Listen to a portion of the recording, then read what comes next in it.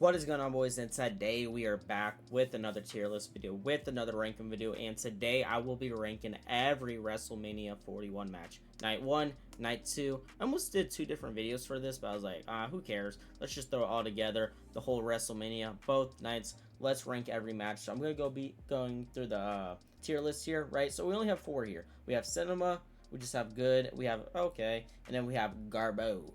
So yeah, I'm going to be going through all the matches right now. And my personal opinion of them. John Cena versus Cody Rhodes. All right, so I'm gonna be honest, right? If you've been watching my videos, you know that John Cena is my number one. I think he's the GOAT. He's my favorite wrestler of all time, and I think he's the best wrestler of all time. He's just my favorite, right? He'll always be my GOAT.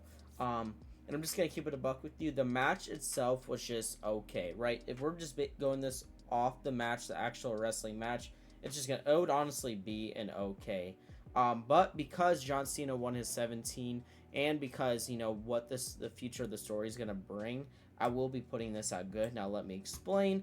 I know most people will have this at okay. I know the wrestling match itself is not good. I get it, but listen, man, it's John Cena breaking the record, breaking Ric Flair's record, and I think there's a lot of stories to come from this, right? Cody's story, John's story. Is The Rock ever going to come back with Travis? Now, I do believe, Rock being The Rock and, being a piece of crap person. I said this, as a wrestler, The Rock is awesome, but as a person, I'm not his biggest fan. If you guys don't know this, his ego's crazy, and it's just always on his time, right? This is what he does. He shows up to wrestling whenever he wants. This is why he has the most random appearances at, like, what was it? Was it Bad Blood? Bad Blood. He just showed up and then the show and just disappeared for months again. He's probably like, oh, I'm actually in the area, let me just show up, get the crowd hype, get my ego going through the roof, get some goosebumps on my arm, and walk away. And then he shows up again randomly at Elimination Chamber. Oh, let me join John Cena's story, his retirement tour, and turn his heel story, blah blah blah, get the crowd pop. Oh, I'm in the biggest moment of wrestling history, yay, my ego's filled again. That's my opinion. Sorry, I went on a little yap session there. If the Rock should have came out with Travis Scott, of course, in this match, but he didn't, so that also hurts the match as well. So Rock not being there, the actual match not being that great, I am gonna put it at good and not cinema. But this should have been a cinema match, man. I just don't know what happened. I just hope future John Cena matches are actually better wrestling matches. I know he's older and stuff now, but also just the ending was just whack. But it's like I said, he's still 117, so I just can't put it below good. Being John Cena being my favorite and breaking the record.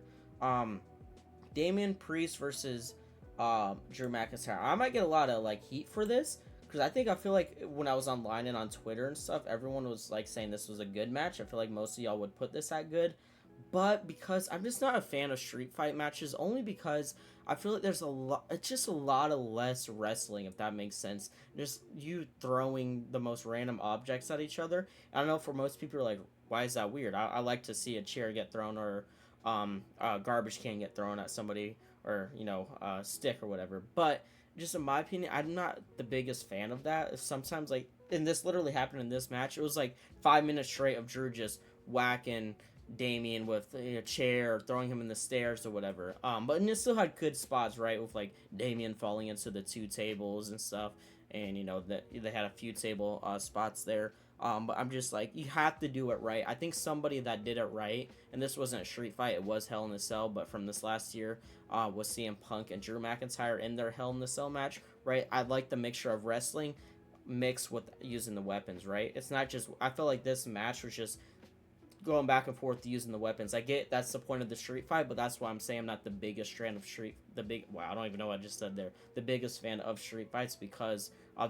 feel like there's not that much wrestling involved. That's just me. I don't know. It's just a personal thing, a picky thing. Like I said, I know most of y'all are gonna have this at good, but for me, it's just okay because of that. And I already wasn't really that hyped for this match either way. If you watch my excitement video. But anyways, all right, Cinema, Io Sky, Rhea Ripley, Bianca. Don't even have to second question this. This is Cinema. I'm gonna be honest with you. This is Cinema here. Probably one of the best women's triple threat matches I've ever seen. And this was the opening banger of night 2. Definitely with how crappy night 1 went, we needed a crazy good opener for night 2. Because in my opinion, the only good match of night 1 was just the main event, Roman CM Punk, and Seth, in my opinion. Like, so if we didn't have a good opening banger for night 2, us fans would have been like, here we go, we're gonna have another crappy day until the main event or whatever. So it's like we needed something crazy good, definitely from the night before. Definitely with Jay and Gunther's match, it was like okay to me. Yeah, no, this was peak. All the spots were crazy. I love the ending of Io Sky running in, breaking up Bianca and Rhea's, Bianca pinning Rhea, and then Io gets the pin and win. Just it was the whole thing was amazing. All three of these girls are talented. I said this in my video of when I was ranking matches by excitement that yes, the story was crap for this, and I will never say it wasn't. But I just had a feeling the three top girls in the business right now were gonna cook, and they absolutely did. The entrances were fire as well. Yeah, I'm super. This match was just peak, man. One of my favorite matches of this WrestleMania, and one of my favorite girls women's triple threat matches of all time. So that's cinema. There's no question there. In the next one, we got another cinema. I actually have this above Rhea Ripley, Io Sky, Bianca, just slightly above it, only because it's longer in the story, right? Like I said, the biggest thing hurting this Rhea, Io, and Bianca match is just the story. That's the only thing hurting this. If it had a better story, I would be like flipping a coin, which I like better between these triple threat matches. But because Roman, CM Punk, and Seth had a really good story with it, the Paul Heyman turning on CM Punk and then turning on Roman and then joining Seth, right? That story alone beats it. But as a wrestling match, I think they're both neck to neck, right? They're both bam bam, like as a wrestling match. But the ending of this men's triple threat match and the story to it, I'm putting it slightly over the women's. But yeah, this is one of my this will be now one of my favorite matches of all time. Maybe it's recency bias. I do want to rewatch WrestleMania 41 and make a video on it. Me talking about WrestleMania 41 after rewatching it, because a first time watch, you're just crazy hyped, and then now sometimes when you go back and rewatch a wrestling event, you're like, you know what? That match wasn't as great as I thought it was. It was just the recency bias, or because this guy won, I'm like, woo! I was really excited, but yeah. So I do want to rewatch it, but as of right now, this men's triple threat is one of my favorite wrestling matches of all time. At least one of my favorite WrestleMania matches of all time for sure. This match cooked.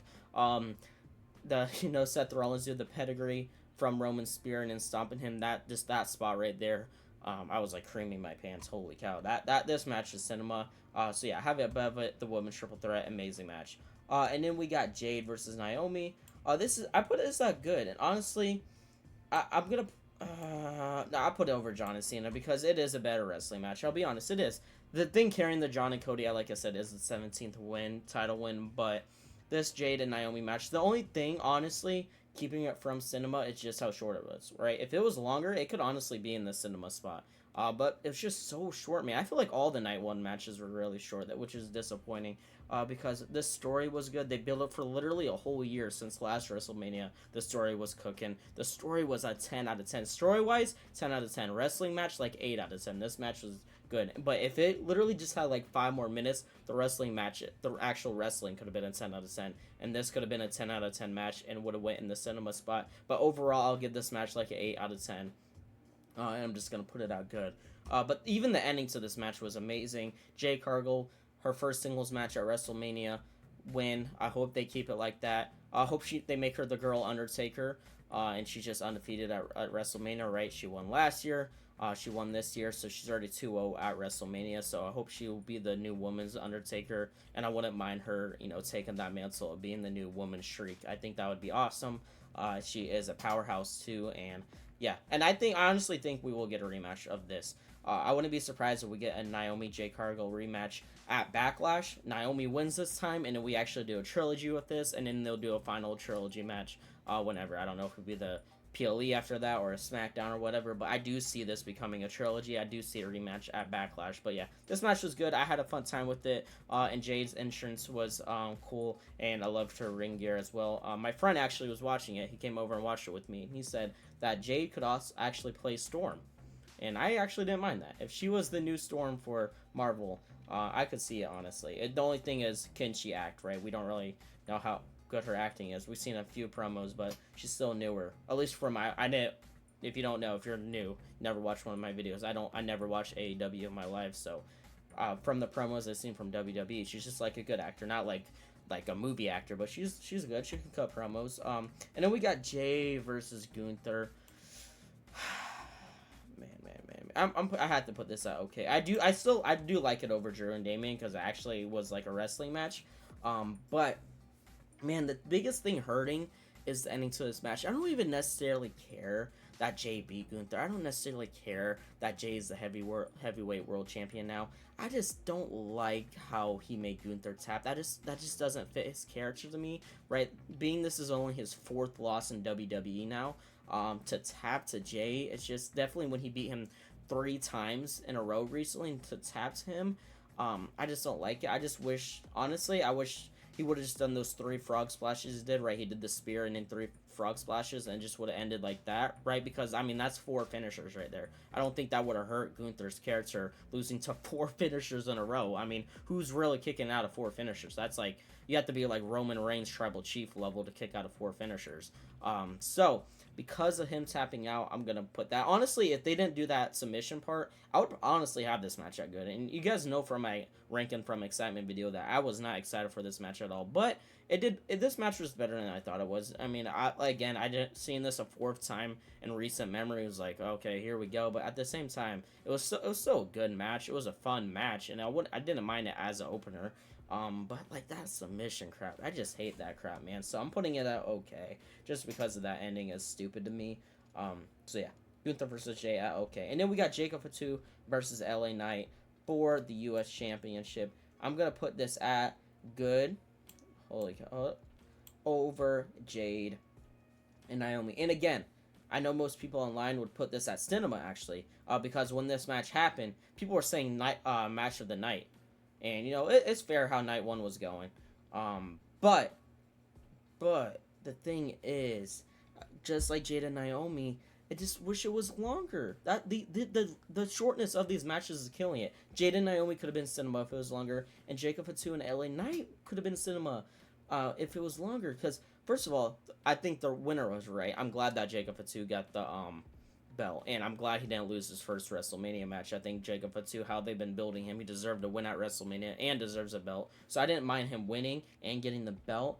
And they had that amazing spot that LA Knight had a hit. That was my favorite BFT from LA Knight, is him BFTing Jacob Fatu off a moonsault. That was probably one of the craziest spots from this year's WrestleMania. But then, like, oh, why was it so short? Like, definitely with how they're even building LA Knight, like, LA Knight is one of their top guys, and he's like, you know, it takes a lot to beat LA Knight in a match, and like, I just didn't like how short it was, man. Like, I really wish it was longer. If, like I said, just like Jada and Naomi, 5 more minutes to this match, or like even the women's triple threat, 5 more minutes to this LA Knight Jacob Fatu match, I think it would have been at cinema. But since it wasn't, I know I might even get hated for this, but I just have to put it at good. But it is above Jada, Naomi, and John Cena and Cody. And then we got Liv, Raquel, Bailey, my bad, Becky and Lyra. I know it has Bailey still in the picture, but I could obviously, that's just what it was supposed to be. And then, as we know, on night 1, Bailey got attacked or whatever, and then Becky came in and stepped up to be Lyra's opponent. So it was Liv and Raquel versus Becky and Lyra. The Becky return itself.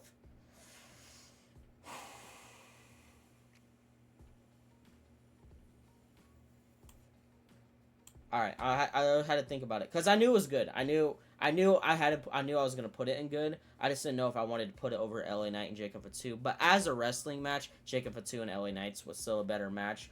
But just the Becky return itself carries it. Now, as a match, actually, I think it's still good. But I think Jade and Naomi as a match was a better match than this match. But the Becky return is, you know, it carries it, and some people might be like, really, you're putting this because of return? Well, it's part of the match, and we're basing this off everything: the entrances, if there was a return, the ending, the winner, everything about it, right? The aftermath of the match, if something happens afterwards, right? Everything has to be added up into the match, right? And Becky's returning was part of it. So Becky's return, yes, puts it at good, puts it over Jada Naomi, because if you guys don't know, she's my favorite female wrestler of all time. My top 3 WWE wrestlers. I'll just say it real fast. If this is your first time wrestling me, wow, I need to go to bed. Watching me, it's John Cena, Becky Lynch, and Roman Reigns. Those are my top 3. So her being my second favorite of all time, and my number 1 female WWE superstar. Of course, I'm gonna put this really high up. I know most people would probably put this at okay, but yeah, that's for me. Logan and AJ. Actually, This is gonna sound crazy. I just have this at okay. I have it over Jay and Gunther. I have it over Damien and Drew, but like I'm so disappointed with this match. Again, if you watch my excitement ranking video, I was super excited for this match just because whether you hate Logan or not, everyone he's a good wrestler and he puts on fire matches. And then AJ Styles being one of the best in-ring wrestlers of all time, if not in my opinion, he's probably the best in-ring wrestler. It's between him or Seth, in my opinion. Always depending on my mood, I can flip a coin. Sometimes I say Seth's the best in-ring. Wow, I need a deep breath. In-ring wrestler, and then sometimes I say AJ Styles, but it was just so disappointing, man. Again, it was short. I know I feel like this is a big complaint, but I don't know what it was, but I feel like a lot of matches were short this year. And two, I just feel like there was a lot of moves that were missing. For one, I don't even think Logan Paul did a frog splash once. Someone needs to tell me in the comments. Maybe I just missed it. He didn't do his frog splash once. Some moves didn't even get to go off. And I hated them bringing back out the knuckles, the brass knuckles for Logan. I'm no joke. My brother was there watching it with me. And I was just telling him, I was like, what's his finisher? And I was like, well, his finisher used to be he would get a brass knuckles, knock the dude out, and win. And it literally, we're talking about this mid-match. I was like, oh, but he doesn't do that anymore. He actually has something called the polarizer, which is really dope. You actually see it. And then as soon as I'm saying that, I see his stupid manager running up, and he brings up the brass knuckles. I was like, what's the time of this? So that part was so stupid. Now, the only positive about this part is Karrion Kross got a WrestleMania moment. He came out and stopped it, and even the crowd popped for Karrion Kross. But, like, that's just so dumb. And I know we still got to see the polarizer, but, like, he still knocked him out first. And then, did the punch and then did it. But, like, oh my god, that part was stupid too. Like I said, I think I'm just disappointed because I just expected a 10 out of 10 wrestling match. Like, again, there's no story to this. This was such a random WrestleMania match. I feel like Logan Paul just went in the back and had a bucket list of wrestlers he wants to wrestle in his career. And the next up was AJ Styles, and Logan to Triple H was like, hey, Triple H, can I have AJ Styles as my next match? And Triple H was like, got you, Logan, and this is how it was built. So there was no story to this match, but I didn't care about the story. I just wanted to see it, a classic, and to me, it just was not a classic. Yeah, a little disappointed by this match. And then you got Braun Baker, Penta, Finn Balor, Dirty Dom, Fatal 4-Way for the IC title. Cinema.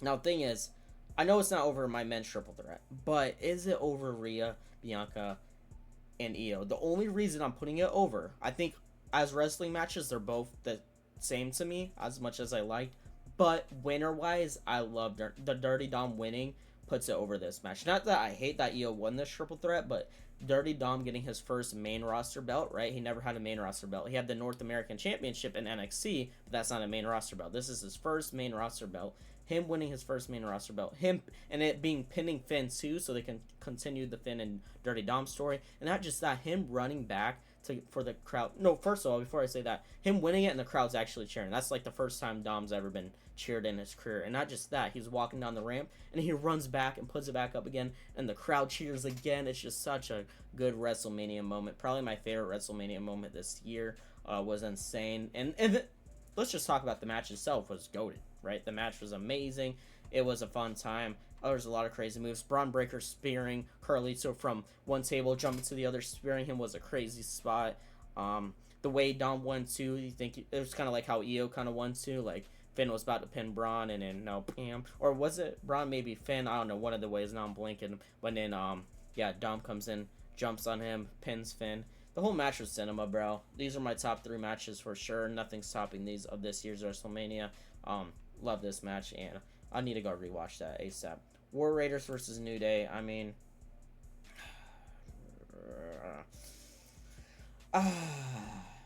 honestly, it could be okay, but just for the sake of it, I feel like we have to have one match at garbage, and I hate to do it because I love I love both teams. I love War Raiders. I love New Day, but like, this could have been I think this should have been a Monday night after Raw After Mania match. This would have been an amazing Raw After Mania. Imagine the New Day winning the tag titles after the Raw Mania in this match. I feel like that would have been a fun match, right? We would have had a little good match on Raw. We would have had a title change on Raw. But I don't know what they're thinking. Honestly, at the end of the day, they only put this match, now looking at it, on the card for the Clash of Clans sponsor. Let's be honest, because the War Raiders could dress up as barbarians. Triple H just wanted the money. That's my least favorite thing about Triple H, right? He love Triple H, but like he does care about money at the end of the day a lot. And I know it's a business. I know you're supposed to earn money, but like putting this whole match on WrestleMania just for a Clash of Clans sponsor is crazy to me. So I just had to put it at garbage, bro. Like, I don't know what Triple H was thinking. I don't mind New Day's getting the belt.